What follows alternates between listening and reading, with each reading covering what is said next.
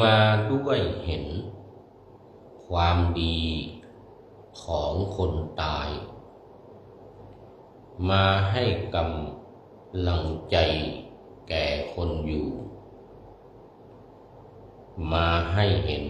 ซึ่งความกตัญญูของลูกหลานและเห็นหมู่ญาติมิตรมวลมีความสมัครสมาน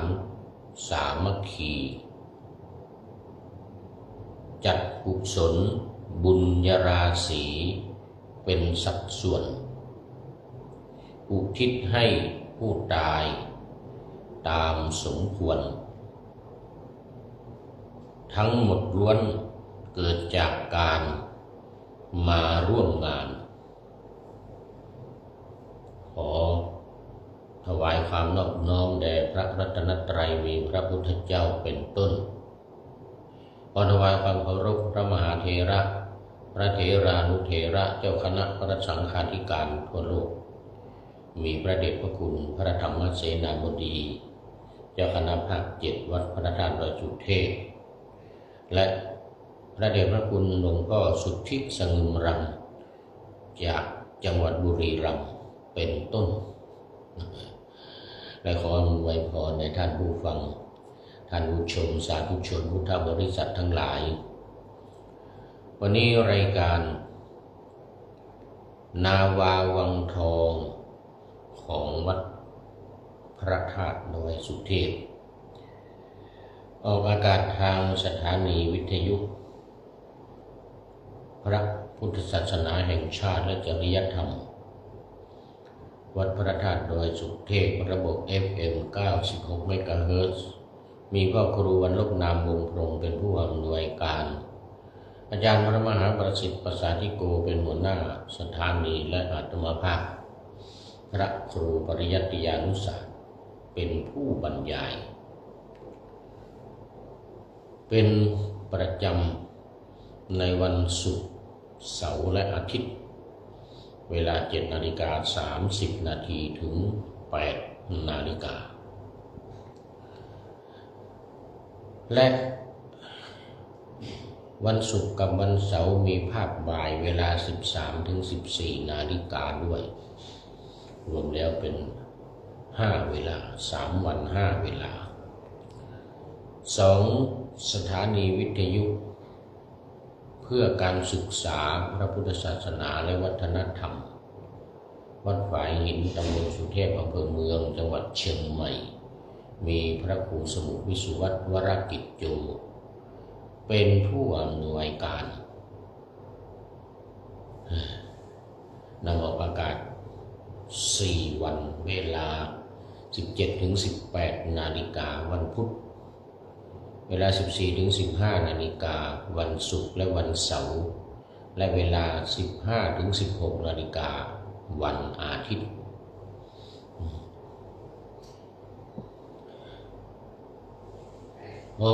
ตอนนี้ขอต้อนรับ FC ตัวจริงคุณโยมละอชายมินนี่จากหลังวัดกู่คำนะนี่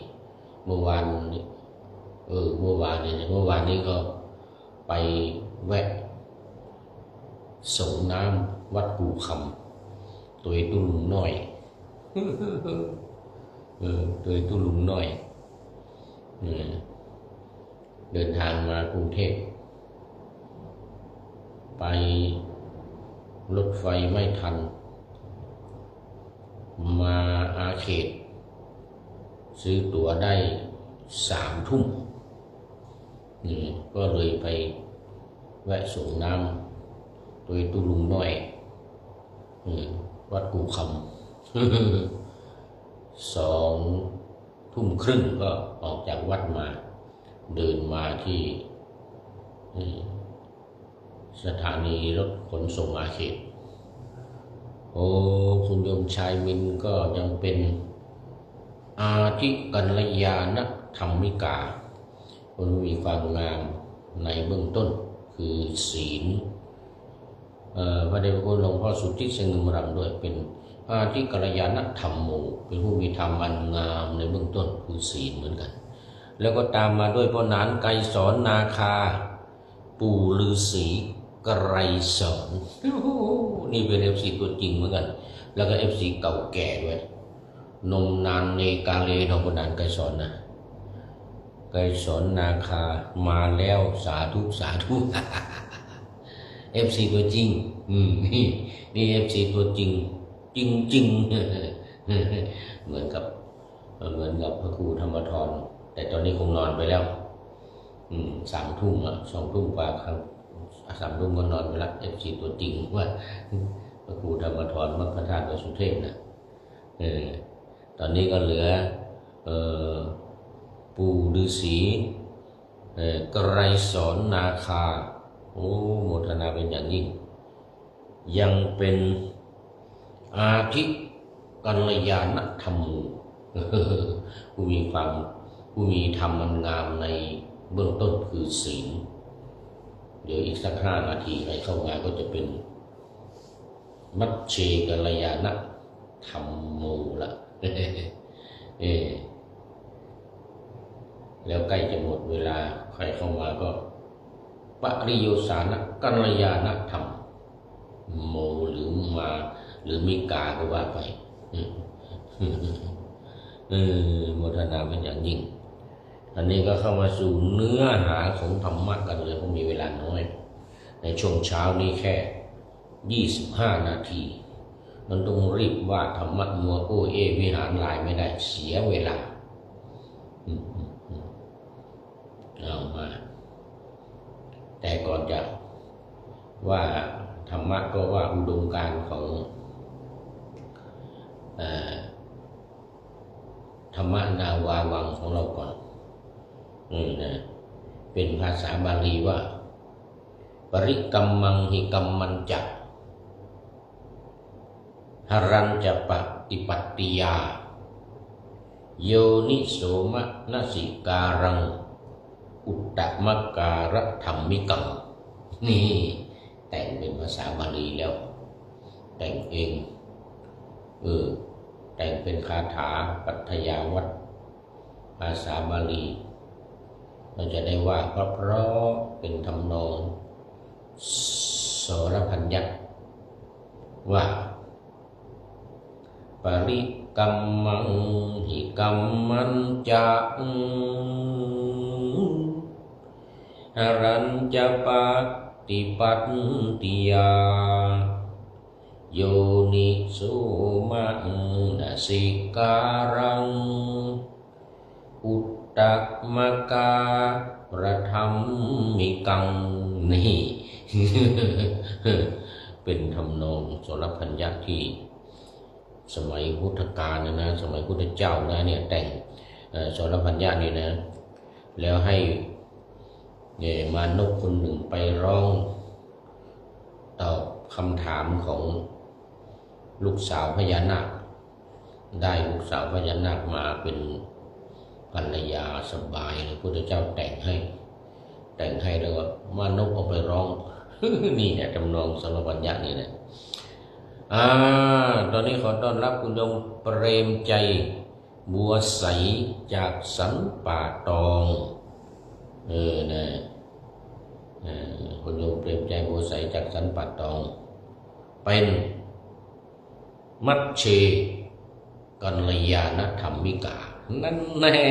วันนี้โยมเปรมใจเป็นผู้มีธรรมอันงามในท่ามกลางคือสมาธินี่เป็นสมาธิแล้วเดี๋ยวอีกสัก5 นาทีใครเข้ามาจะเป็นปริโยสานกัลยาณธรรมแล้วโมทนากับคุณโยมเปรมใจเป็นอย่างยิ่งนะเสียงดีเจ้าว่ากันนะเสียงดีแต่ว่ากันเพราะว่าได้นั่งในห้องอันวัดพรหมวงศารามกรุงเทพมหานครนะวันนี้นะมาถึงตอนเช้านี้เดี๋ยวก่อนนี่มารดน้ำศพท่านเจ้าคุณแก้วท่านเจ้าคุณแก้วบำเพ็ญกุศล ศพสวดอภิธรรม รดน้ำศพพระมงคลรัตนาพรอดีตที่ปรึกษาเจ้าคณะเขตพญาไทอดีตเจ้าอาวาสวัดพรหมวงศารามซอยเพิ่มสินแขวงรัชดาภิเษกเขตดินแดงกรุงเทพมหานครวันนี้นอนนี่1 คืนวันพรุ่งนี้ไปอันนี้อีกแล้วไปจังหวัดน่านโน่นอีกศพหนึ่งอาจารย์มหาสามารถครูธรรมโชติแต่ก่อนไปอยู่กรุงเทพนี่นะ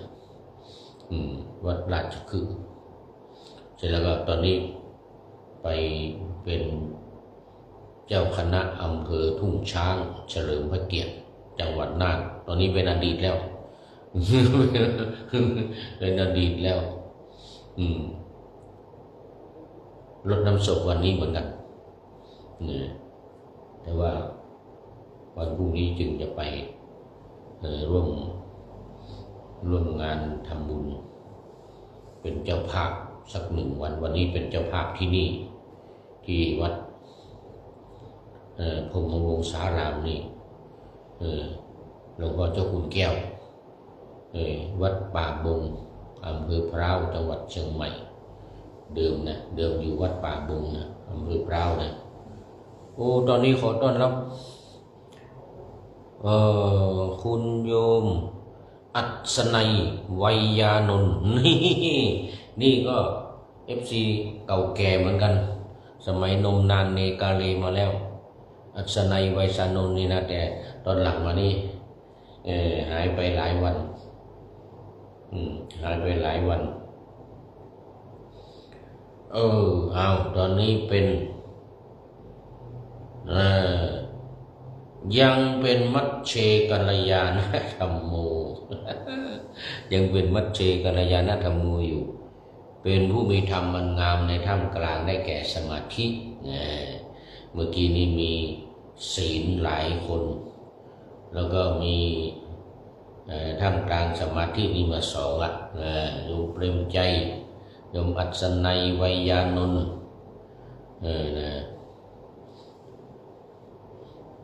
2แล้วเดี๋ยวจากนี้ไปอีกสักนิดหน่อยสัก5 นาทีอันนี้ไปก็จะเป็นปริโยละปริโยสารนะปริโยสารกัลยาณธรรมิกาแต่ตอนนี้เป็นคุณโยมอัศนัยวัยยานนท์เป็นปริโยสานะเป็นขอไปเป็นมัชเชกัลยาณธรรมโมเป็นผู้มีความงามในท่ามกลางผู้มีธรรมมันงามในท่ามกลางได้แก่สมาธิใครจะเป็นปัญญาเนาะวันนี้ ใครจะเป็นปัญญาเนาะศีลสมาธิปัญญาเราจะได้สนับสนุนพากันไปเข้าสู่นิพพานให้ได้รับผลการปฏิบัติเป็นอริยบุคคลขั้นใดขั้นหนึ่งไม่วันนี้ก็วันหน้าไม่วันหน้าก็ชาติต่อไปจนถึงว่า4 อริยเมตไตรมาเกิดนู่นน่ะมาอุบัติพอไป4 อริยเมตไตรมาอุบัตินู่นเนี่ยพวกเรานี่ไงขอต้อนรับท่านอาจารย์อาจารย์สุรศักดิ์ท่านอาจารย์สุรศักดิ์พรหมศรีนี่นมัสการพระอาจารย์นี่ยังเป็นเดี๋ยวดูกันยังเป็นมัชเชกัลยาณธรรมโมครับท่านอาจารย์เป็นผู้มีธรรมมันงามในท่ามกลางคือสมาธิทำไมเสียงเหมือนพระอาจารย์สวัยเลยทำไมเสียงเหมือนพระอาจารย์สวัยเลย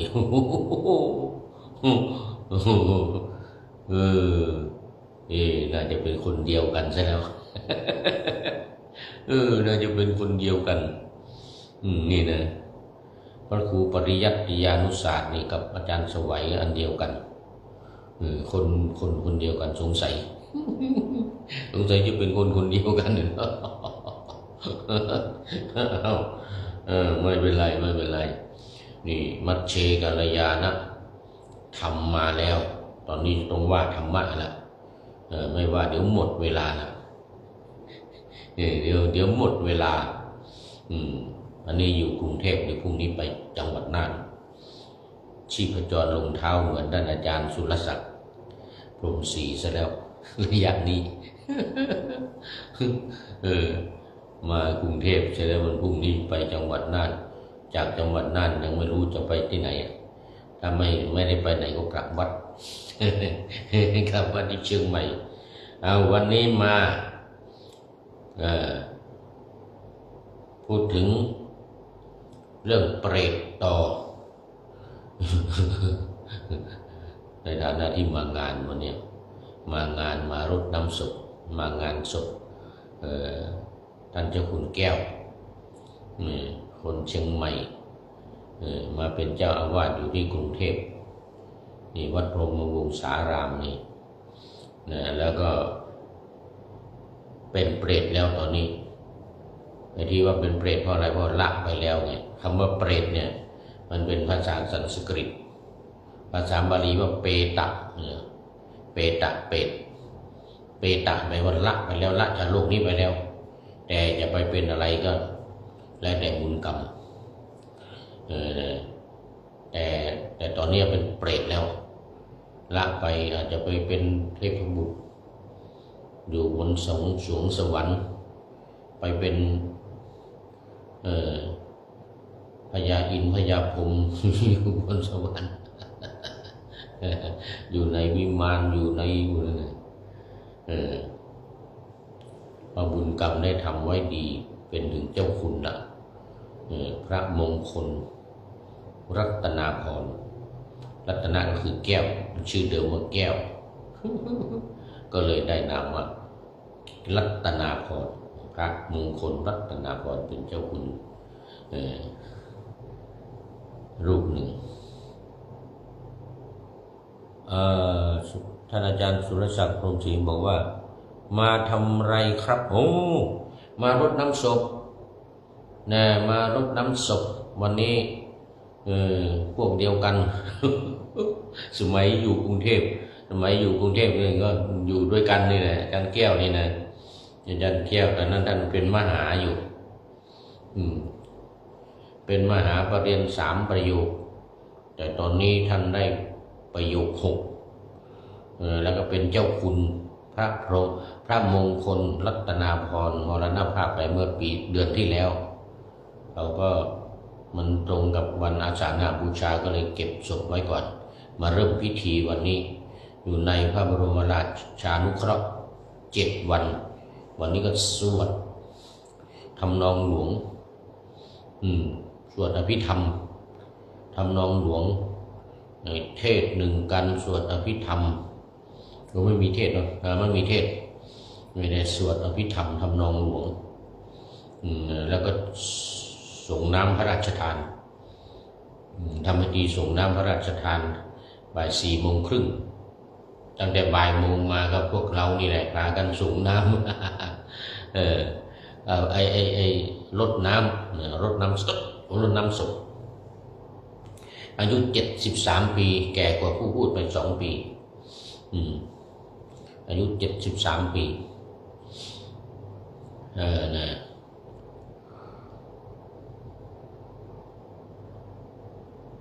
มาธรรมะวันนี้ เรื่องที่14ใกล้จะหมดละเปตวัตถุใกล้จะหมดละพระไตรปิฎกเล่มที่26มันมีวิมานวัตถุเปตวัตถุแล้วก็จะมีเถระคาถาเถรีคาถาในเล่มที่26นี่แต่ว่ารายการนาวาวังทองของเรานี่เน้นเรื่องของเปรตเรื่องของคนที่ละไปจากโลกนี้เน้นให้ทำความดีให้มีศีลมีสมาธิมีปัญญานี่แหละไม่ใช่อะไรมากหรือสายบุญก็อันนี้เป็นสายปฏิบัตินะอันนี้เป็นสายปฏิบัติ ถ้าสายบุญก็ทานศีลภาวนาก็ยังมีศีลมีภาวนาอยู่ดีมีทานศีลภาวนาตอนนี้ขอต้อนรับคำมูลพือทอโอ้โยมคำมูลวันนั้นไปออนกลางไม่เจอที่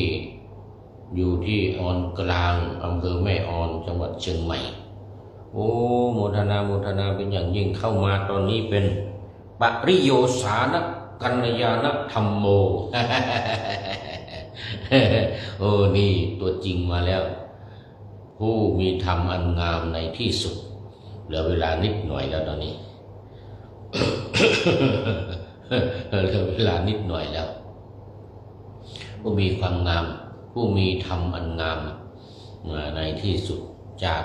อำเภอแม่ออนจังหวัดเชียงใหม่อำเภอแม่ออนจังหวัดเชียงใหม่วันนี้มากันเยอะแล้วทั้งอาทิกัลยาณังมัชเชกัลยาณังและปริโยสานกัลยาณังศีลสมาธิปัญญากำลังเน้นอยู่ขณะนี้ ในรายการธรรมนาวาวังของเรานี่เน้นศีลสมาธิปัญญาในภาคปฏิบัตินะในสายปฏิบัติถ้าในสายบุญก็ทานศีลภาวนา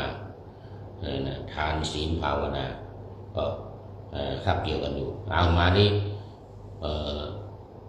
เรื่องที่14โภคะสังหารเปตะวัตถุโภคะสังหารเปตะวัตถุเรื่องเปรตรวบรวมโภคะรวบรวมโภคะสมัยเป็นฆราวาสสมัยเป็นคนเป็นมนุษย์รวบรวมโภคะมาจนเป็นเศรษฐีเป็นมหาเศรษฐีแต่ไม่จ่ายแตงเมขี้เหนียวเป็นแตงเมเลยไม่จ่ายมีแต่กินก็ไม่กินนิดๆหน่อยนี่นะกินนิดๆหน่อยๆเก็บไว้แก้วมาลูนเอาไปหมด โยมคำมูลพือทอบอกว่านมัสการครับท่านพระอาจารย์พระครูทราบข่าวการอะไรเดี๋ยวก่อนมรณภาพของหลวงพ่อพระครูวิจิตรจังหวัดน่านไหมครับโอ้แน่นอน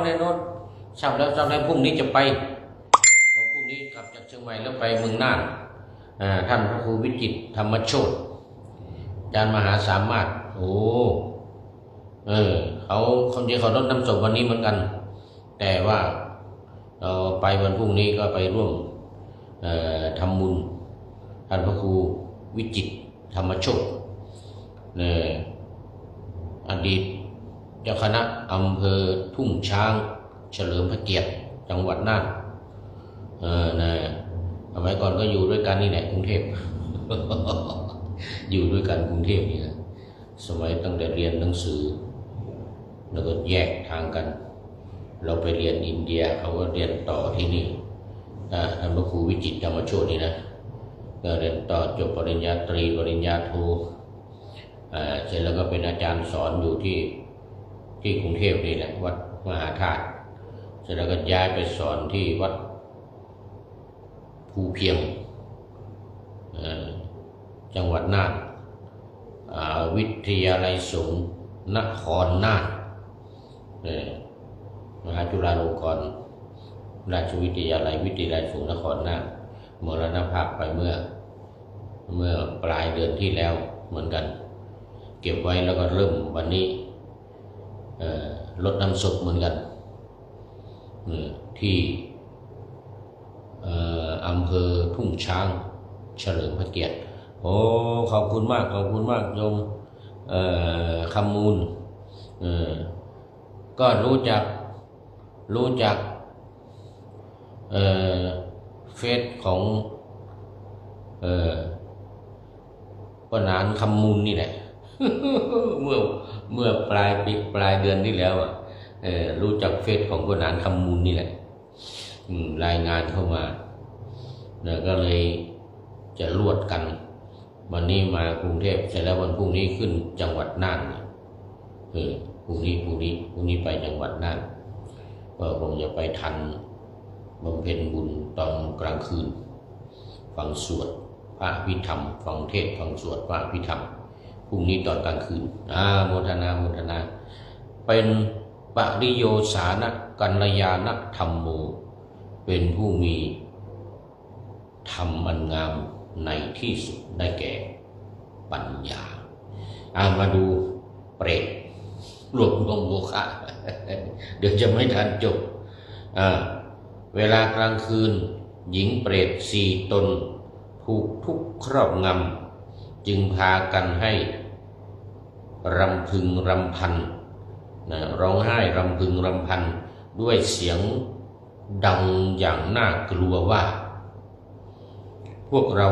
รวบรวมโภคทรัพย์ไว้โดยชอบทำบ้าง